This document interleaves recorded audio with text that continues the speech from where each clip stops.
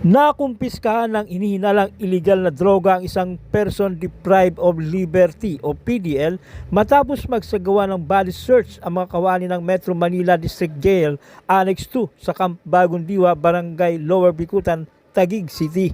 Isinagawa ang operasyon Greyhound sa piitan ng suspek matapos makatanggap ng impormasyon ang pamunuan ng MMDJ na may nakapasok umanong illegal na droga sa loob ng piitan. Sa isinagawang body search sa isang 45 anyos na PDL na residente ng Binyan, Laguna, nakuha sa kanyang pag-iingat ang isang plastic sachet na naglalaman ng hininalang shabu na may timbang na 0.3 grams na nagkakalaga ng 2,040 pesos.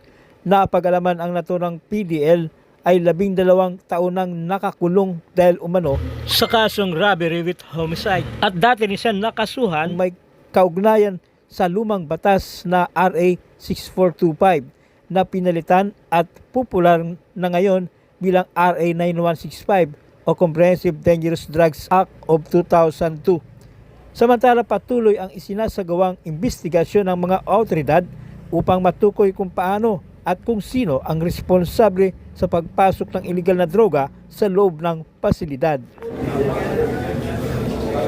So, ikaw ay nahulihan at pinagbibintangan na nag-aari ng ipinagbabawal na gamot. May karapatan kang manahimik. Lahat ng sasabihin mo ay maaaring gamitin pabor o laban sa'yo sa amang hukuman sa Pilipinas. May karapatan kang kumuha ng abogado mo ng sarili mong pili. Kung wala kang kakayahang magbayad o kumuha ng abogado mo, pagkakalooban ka ng gobyerno. May karapatan kang kumuha ng doktor o espesyalista sa medisina para mag-examine sa'yo ng sarili mong pili. Kung wala kang kakayahang kumuha ng doktor, espesyalista sa medisina, wala kang kakayahang magbayad, ikaw ay pagkakalooban ng gobyerno, ng pamahalaan. Naiintindihan mo ba itong mga karapatan na sinabi sa'yo? Bali, ang operation po kasi is nag-originate po sa pag-tip off ng isang informant regarding sa alleged presence ng illegal drugs, specifically sa specified po kasi Dorm Delta. Ito po kasi ang dating tawag sa Dorm Pagbabago, which is Delta po, Cell 1. So yung upon description po sa intelligence report, ito po yon. So ginawan ko po siya ng intelligence report, informing our warden. Then as per his verbal instruction, nagpakasa po siya ng surprise Greyhound operation, which is sa practice po kasi ng pamunuan ng BJMP is immediately thereafter upon the receipt of the said information, sir.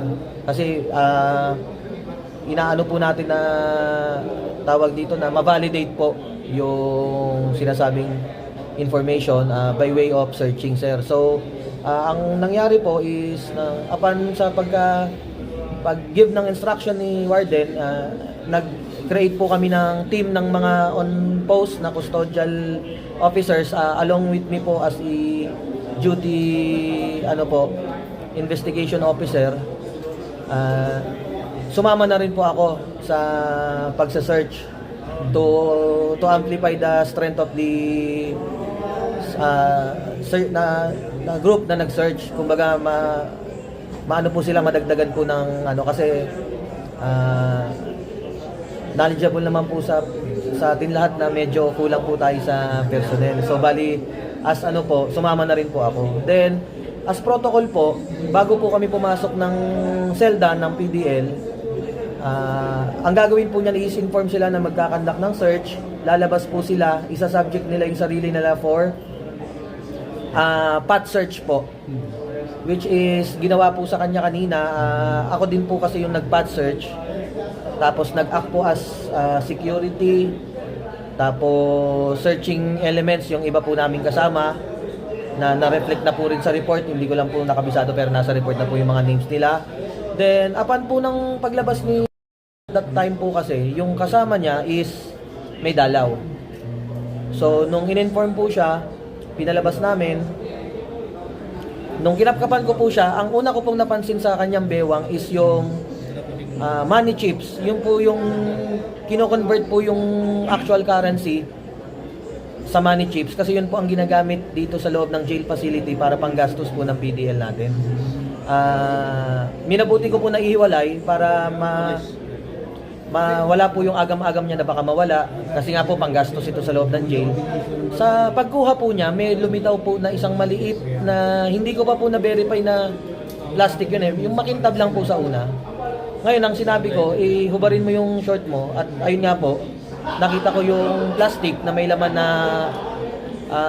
as described is white crystalline substance na sa sa initial, sa cursory viewing po niya, heat sealed po siya, yung pinaso po para hindi tumapon yung loob. Typical po na na suspicious item po. So binabuti po namin na na po siya, ikinuha na po namin siya, hinandcuffs para po ma-restrain siya if ever na kumaga sa security din po niya at security namin.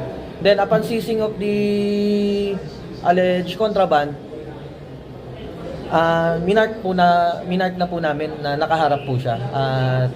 Sa naman po is aminado siya na nakuha sa kanya. Posibleng galing sa dalaw yung... Hindi ko pa po masasabi yan sa ngayon pero under investigation na po. As of now, yun pa lang po ang mai-share ko po yung nangyaring sa anong tawag dito? Naging operation po.